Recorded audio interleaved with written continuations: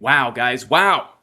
That's all I can say right now, as Bitcoin has lost this very important zone of support, this yellow line closing the daily candle below.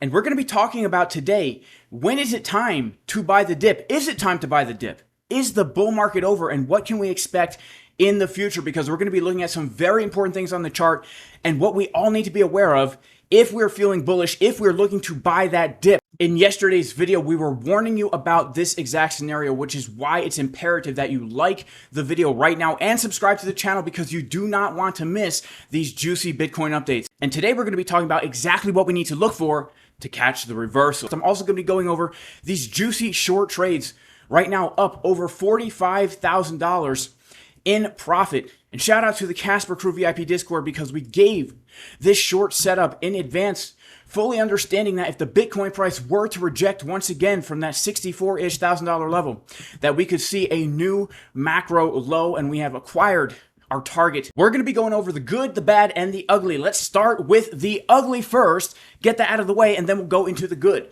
The ugly, on the 2-month chart for Bitcoin. 2 candles ago, we printed this extremely bearish shooting star candle. And we were hoping that this next 2-month candle was going to at least give us a higher high, but it gave us a lower high. And now that we've opened up another 2-month candle at the beginning of July, you can see that this is starting to look like a really nice top. Now, if we go to Coinbase, we can see something a little bit more scary here, which is the fact that not only did we get that monthly shooting star candle, but we did so with a bearish divergence on the chart.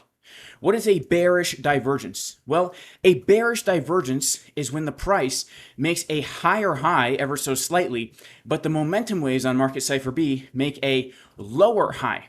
Okay, and the price gets a rejection. Like, remember back in high school when you had a crush on that girl and you asked her out on a date and you gathered up your courage, say, "Will you go out with me?" And bam, she rejected you.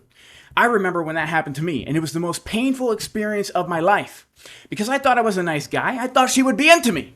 But it turns out I was in something called the friend zone. And I've never had a girlfriend ever in my life, and it's a very sad story. But when we look at the rejection, why did she reject us? She wasn't into nice guys. She was into criminals like this man down here, Sam Bankman-Fried. And when we look at Sam Bankman-Fried and his man chesticles, what do we see?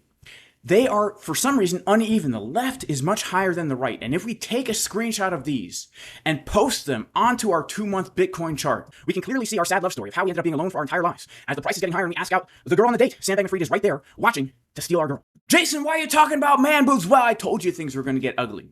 But getting back to our monthly chart, we're also seeing something a little bit concerning here on the monthly stochastic RSI, which is this. The stochastic RSI right now is under the 60 level. Historically speaking, this leads to a pretty significant move to the downside. We had that happen right back here in 2018, which led to basically a massive 81% move to the downside. We had it happen again right here in November of 2019, which from that time led to another 56% move to the downside. We had it happen over here in 2021, which gave us a little bit of a push to the upside, quite a significant push, but then ended up with a 50% drop to the downside, and we're currently seeing this again. So all things considered historically, we are seeing some very bearish signs, meaning that a macro top could be in place very soon. Now, am I saying the top is definitely in? I am not saying the top is definitely in, because the last time we printed this signal, we made a nice double top here before getting our big correction to the downside. But the one thing I am saying is that things are starting to look very, very weak for Bitcoin as we look at these higher term timeframes. And these are things we need to be aware of. We cannot turn a blind eye to these signs on the chart. Otherwise, we are just being foolish. But now let's go to the weekly time frame, because this, in my opinion, is not the ugly, but it's the bad. And that's right now we have 2 days and 10 hours for this weekly candle to close. And we are right now below the value area high of this massive range that we've been trading since the beginning of 2021.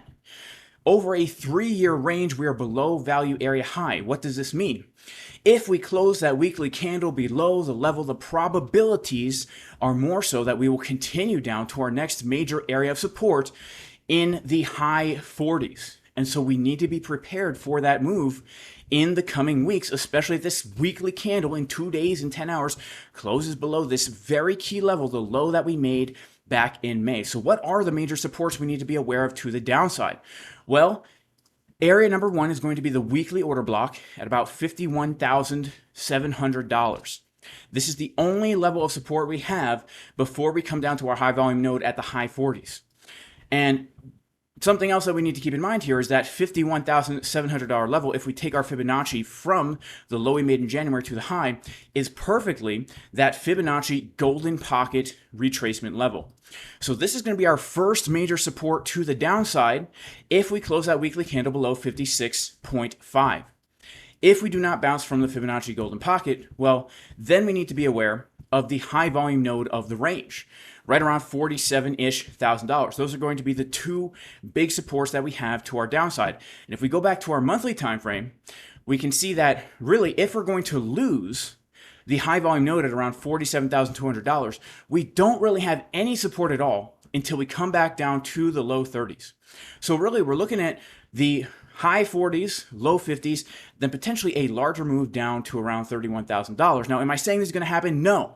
Let's talk about what to look for if we want to turn bullish, because we are not here to make predictions. If you are a trader, you are not here to make predictions.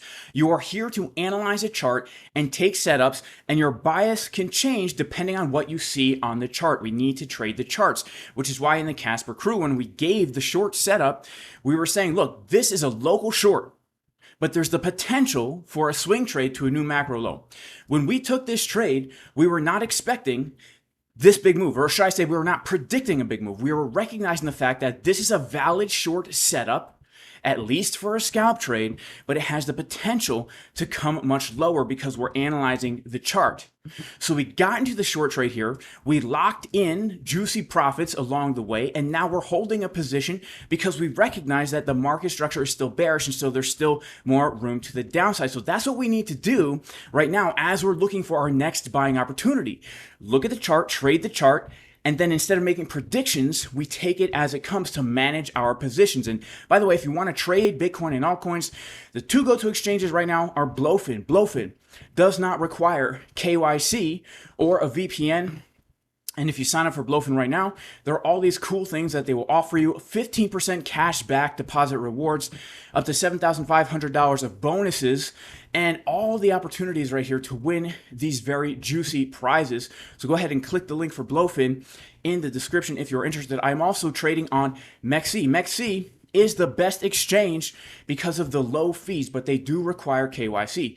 MEXC is an exchange. I use it to scalp. Why do I use it to scalp? Because as you can see here, a market order of $185,000 will only cost you 0.01% in fees, $18 only to take this scalp trade, right? Meaning you can have very, very good profitability scalping Bitcoin on MEXC without letting those fees eat into your profits. Plus, there's 0% limit order fees, 0% spot fees on MEXC, so you can trade from Bitcoin to Tether and back and forth without paying any fees.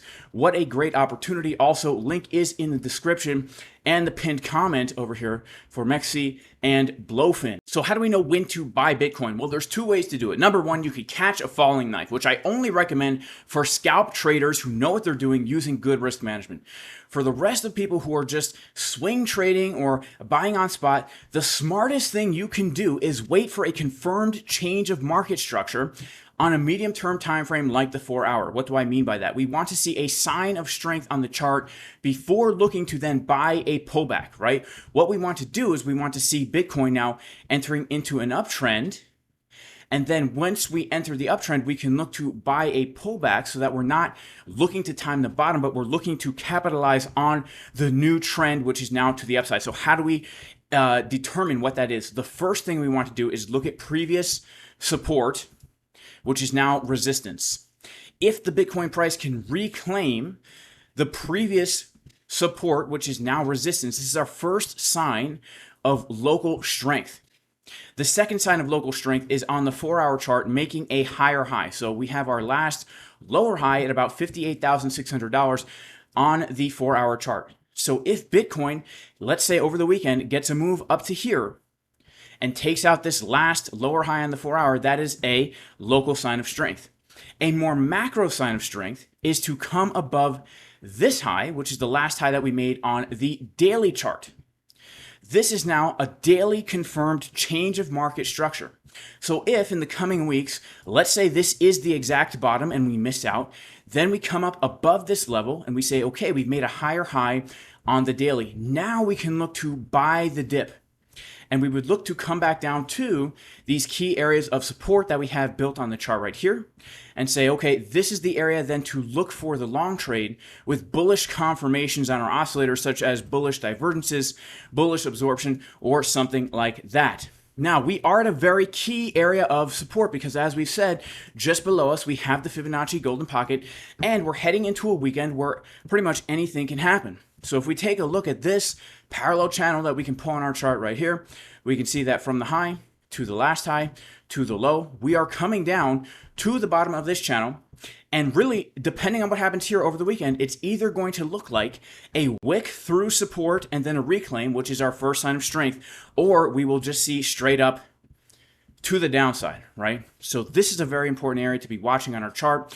Again, we need to take it step by step. So that is it for today's video. Make sure to like, subscribe, click the bell for notifications. May God bless everybody in the name of Jesus, Yeshua, the Messiah. Even if you are not religious, I pray you and your family are super blessed, and I will see everybody in the next video. Peace.